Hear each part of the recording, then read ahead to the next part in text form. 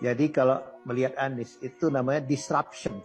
Jadi Anies itu disruption itu begini. Tahu kenapa online muncul?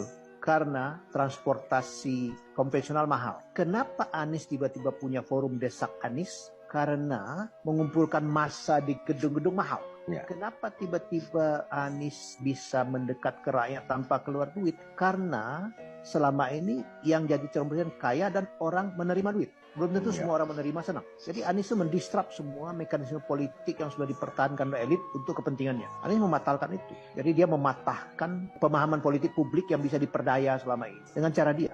Debat KPU nggak ada level buat Anies. Kenapa? Dia punya forum desak Anies di pasar, di warung, di mana dihadapin. Nggak ada teksnya. Siapa yang sanggup menghadapi itu? Sejauh ini tidak ada kandidat lain yang sesanggup dia menghadapi pertanyaan cacian makian itu. Dia cool loh. Dan gilanya jawaban dia. Brilian. Suka nggak suka gitu. Jadi misalnya begini. Bahwa belanja digital paling besar itu 02. Tapi begitu Anies masuk ke TikTok dengan Anies Bubble, nggak pakai belanja.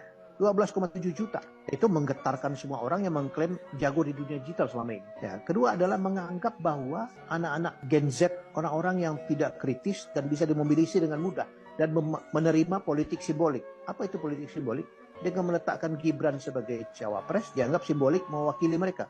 Ternyata tidak, gitu kan? Nggak semua kan? Buktinya Anies oke aja tuh. Malah Anies dinobatkan sama K-popers sebagai abah gitu. Dalam satu poin itu saja Anies sudah unggul ya? Satu. Yang kedua, Anies ini otentik, bos. Apa lagi coba? Dia punya basis pemikiran yang kuat tentang apa yang dia sampaikan. Misalnya apa? Dia menanggapi IKN 400-an triliun.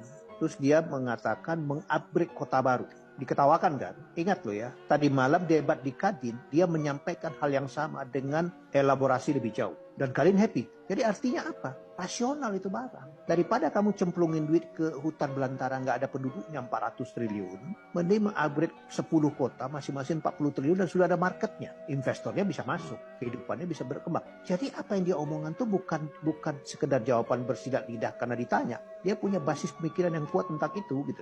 Otentik kan dia. Otentifikasi itu barang penting, bos. Karena menunjukkan bobot, menunjukkan konsistensi, menunjukkan arah yang dia mau tuju. Jadi buat saya integritas, kemampuan otentifikasi dan disruption-nya itu gabungan yang tidak bisa dengan mudah diikuti atau ditiru gitu. Sekarang desa Anies itu kan forum otentik. Coba ada kandidat lain yang berani yang sama. Sampai hari ini nggak ada loh, nggak ada. Dan dia tidak pilih kota, dia tidak pilih protokoler juga. Di Solo Anies makan di sawah bersama ibu-ibu, makan nasi bungkus.